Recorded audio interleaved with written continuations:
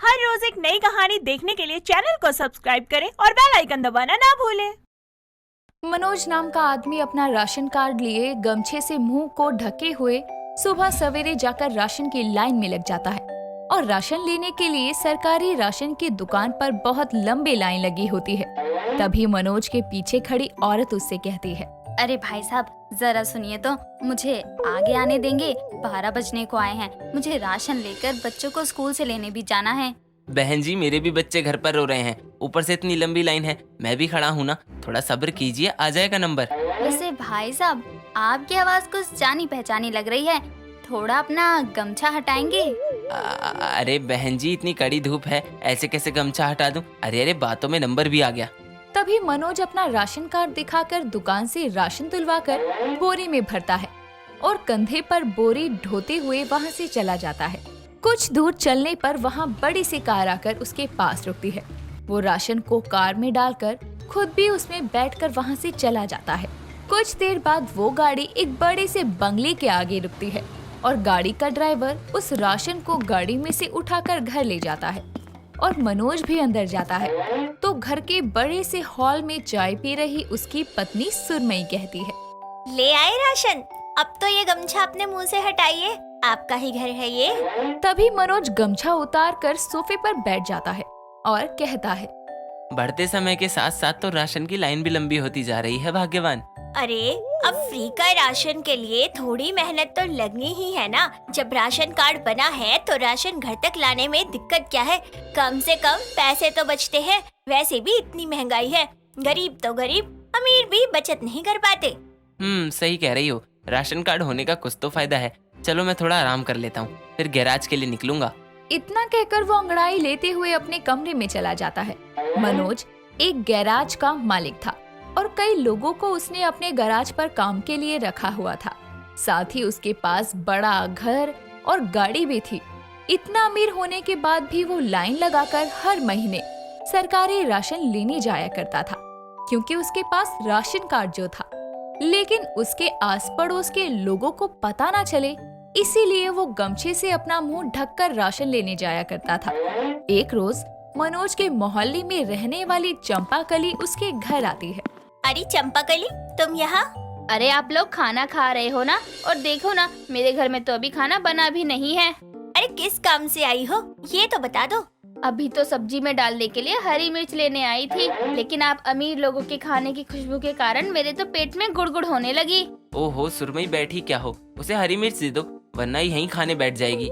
मनोज बोल ही रहा था कि तभी चंपाकली उनके साथ खाने के लिए बैठ जाती है और चावल को देखते हुए कहती है, हाय दैया मनोज भैया, वैसे तो बहुत अमीर हो, तुम्हारे घर में तो बासमती वाले लंबे लंबे चावल की महक आनी चाहिए, लेकिन ये चावल तो टुकड़ी वाले और कितने छोटे दिखाई पड़ रहे हैं। ऐसे चावल तो सरकारी राशन में मिलते हैं।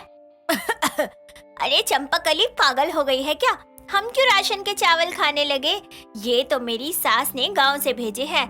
आज इनका मन बहुत कर रहा था तो बस इसीलिए बना दिए। अच्छा वही तो, वैसे भी आप लोगों के पास तो राशन कार्ड भी नहीं होगा। खैर अभी बैठ गई हूँ तो पेट पूजा कर ही लेती हूँ, आपको कोई एतराज तो नहीं है ना? होगा भी तो, तुम कौन सा खाने पर से उठ जाओगी? हाँ ये तो सही कहा आपने, आप लोग क्यों रुक गए? खाइए खाइए खाना। इतना कहकर वो फटाफट खाना खाने लगती है। समय बीतता है। ऐसे ही मनोज हर महीने राशन की दुकान से राशन लाता ही रहता। एक रोज वो अपनी कार में बैठकर गैराज जा रहा था। तभी रास्ते में सुरमई का कॉल आता है। क्या हुआ? अभी तो मैं गैराज भी नहीं पहुंचा, फोन क्यों किया? वो इस महीने का राशन 2 दिन पहले ही दुकान पर आ गया।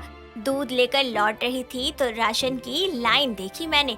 इससे पहले कि राशन खत्म हो जाए आप जाकर ले आइए। ओहो ठीक है, फोन रखो, मैं राशन लेकर आता हूँ। राशन कार्ड कार में ही रखा हुआ है मैंने। ठीक है। सुरमई कॉल कट कर देती है और मनोज कार को राशन की दुकान की तरफ मोड़ लेता है। कुछ ही देर में वो वहाँ पहुंचकर रुमाल से अपना मुंह ढककर राशन के लिए लाइन लगा लेता है। राशन लेने की जल्दी में वो ये भूल जाता है कि इतनी लंबी लाइन में अकेला वही था जो चमकदार शर्ट, पैंट और बूट पहने राशन के लिए खड़ा था। लोग उसे घूर घूर कर देखने लगते हैं। तभी लाइन में खड़ी एक औरत चंपाकली से कहती है, अरे चंपाकली, ये कौन आदमी है जो नए कपड़े पहनकर ही राशन लेने चला आया? कपड़ों से तो अमीर जान पड़ता है। सही कह रही हो तुम। वैसे ये शर्ट तो कहीं देखी देखी लग रही है। छोड़ो ना, हमें क्या। अरे ऐसे कैसे छोड़ दे, ये होगा तो हमारे मोहल्ले से ही ना। दोनों बात कर रही थी कि तभी मनोज का नंबर आ जाता है और वो राशन कार्ड दिखाकर राशन लेकर वहाँ से जाने लगता है। लेकिन तभी जोर से चीखने के कारण उसका रुमाल खुलकर गिर जाता है और वो जल्दी जल्दी वहाँ से जाने लगता है। लेकिन चंपाकली और मोहल्ले में रहने वाली वो औरत उसे देख चुकी थी।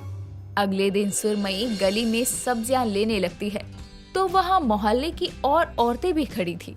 तभी वो औरत ताना देकर कहती है, लो भाई, अमीर लोग ठेले से सब्जियां लेने आ गए। अरे काकी ऐसा क्यों कहती हो? अमीर हूँ लेकिन हूँ तो इंसान ही ना। इंसान नहीं, आप तो महान इंसान हो। और काकी, ये अमीर नहीं, राशन कार्ड वाले अमीर हैं। तुम दोनों ये क्या बात कर रही हो?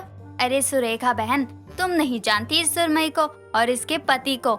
इतना अमीर होने के बाद भी राशन कार्ड का फायदा उठाकर एक गरीब के हिस्से का राशन लेते हैं ये लोग। हाँ, कल हम खुद मनोज भैया को मुंह पर रुमाल बांधे राशन की लाइन में लगा देखे। हाय दैया, सरकार राशन में अनाज गरीबों के लिए बांटती है और सुरमई तुम अमीर होकर भी राशन उठा रही हो। इतना लालच। सुरमई बिना कोई जवाब दिए वहाँ से चली जाती है। समय बीतता है। मोहल्ले वाले सभी मनोज को राशन कार्ड वाला अमीर कहकर बुलाने लगे थे। एक रोज मोहल्ले की औरतें साथ में मंदिर पूजा के लिए पहुँचती हैं, तो देखती हैं कि मंदिर पर भंडारा चल रहा है जो कि मनोज और उसकी पत्नी करवा रहे हैं। तभी वो कहती है, देखो तो, गरीब का राशन इकट्ठा करके ये राशन कार्ड वाले अमीर भंडारा करवा रहे हैं। इनके बारे में इतने कड़वे शब्दों का प्रयोग मत करो आप लोग। जिन्हें आप सब गरीब का राशन लेने वाले समझते हैं, वो किसी का राशन नहीं हड़प रहे, बल्कि हर महीने यहाँ मंदिर में आकर गरीबों को अनाज दान करते हैं, भंडारा करवाते हैं, क्योंकि ये लोग हमेशा से संपन्न नहीं थे। नमस्ते पंडित जी। पंडित जी, ये आप क्या कर रहे हैं? यही कि मनोज ने अपनी जिंदगी में बहुत गरीबी देखी है, जब उसके पास कोई काम नहीं था और छोटे से घर में उसके परिवार के 5 सदस्य गुजारा करते थे। राशन मिलने पर उसके परिवार को 2 समय का खाना नसीब होगा, इसीलिए उसने बहुत भाग दौड़ करके राशन कार्ड बनवाया। धीरे धीरे उसकी मेहनत से आर्थिक हालत सुधरे तो वो संपन्न हुआ और इस तरह गरीबों की मदद करने लगा। पंडित बोल ही रहा था कि तभी मनोज और सुरमई वहाँ आकर कहते हैं, पंडित जी आप भी प्रसाद ग्रहण कर लीजिए और आप लोग भी। देखिए, हमें पंडित जी ने सब बताया है, हो सके तो हमें माफ कर दीजिए। सुरमई भाभी आप भी। हाँ, मैं राशन कार्ड वाला अमीर हूँ क्योंकि मुझे उस राशन की कदर है। मेरे पास राशन कार्ड है, अगर मैं राशन ना लूँ तो उसकी काला बाजारी हो सकती है, इसीलिए मैं वो राशन लेकर किसी जरूरतमंद को दान कर देता हूँ, क्योंकि एक समय इसी राशन कार्ड के कारण मैंने अपने परिवार का पेट भरा था। सच में मनोज, तुम राशन कार्ड वाले अमीर नहीं बल्कि दिल के भी अमीर हो। इस तरह राशन कार्ड वाले अमीर की सच्चाई सामने आती है, जिसके बाद वो अपने राशन कार्ड का मिला राशन किसी गरीब को दान देकर आ जाता है। साथ ही हर महीने मंदिर पर भंडारा भी करवाता है। दोस्तों, अगर आपको ये कहानी पसंद आई तो इसे लाइक करें, शेयर करें और कमेंट करके बताएं कि कहानी में आपको सबसे अच्छा क्या लगा।